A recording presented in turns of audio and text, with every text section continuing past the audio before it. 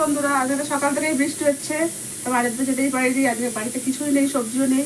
আর মেয়ে কদিন ধরে মাছ খাবো বলছে, সেটাও হয়েছিল একটু আনবো, কিন্তু আনতে পারলাম না, কারণ আমার বর তো বাজারে গেলে মাছ নিয়ে আসে না। তা আজকে কি রান্না করছি দেখাই চলো।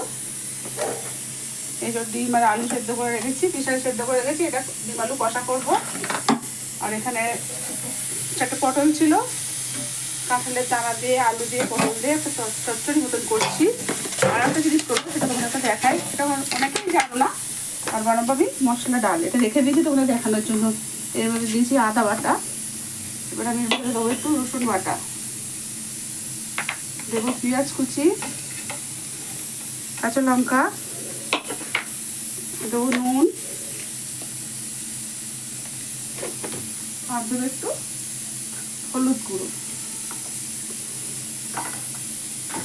আর দেবো কাঁচা তেল। তেলটা একটু বেশি করে দেবো, আর খুব বেশিও না। এটাকে আমি মাখিয়ে নেবো, সমস্যা দিয়ে হচ্ছে না, হাত দিয়ে মাখিয়ে নেবো, হাত দিয়ে মাখিয়ে নেবো। এটাকে মাখিয়ে আমি এভাবেই রেখে দেবো। তারপরে আমি কড়াই গরম জল বসাবো, বসিয়ে জলটা ফুটে গেলে এটাকে দিয়ে দিতে হবে। এটাকে আর স্বাদ উন্নত করার দরকার নেই, এটা যখন সিদ্ধ হয়ে যাবে তখন এটা নামিয়ে, এটা খুবই ভালো খেতে হয়। আর এটা একটু ঘন ঘন রাখতে হয়, এটা দিয়ে ভাত খাওয়া যায়। আজকে এইভাবেই ডালটা বানাবো তো বন্ধুরা। আর একটু হলুদ দিতে হবে, আমি হলুদটা দিয়ে দিচ্ছি। এটাকে মাখা মাখা ডাল হবে, এটা খুবই ভালো লাগে। এটা আলু ভাজা দিয়েও, মানে শুধু আলু সেদ্ধ আর ডাল দিয়েও খাওয়া যায়, এটা শুধু ডাল দিয়েও খাওয়া যায়, রুটি দিয়েও খাওয়া যায়।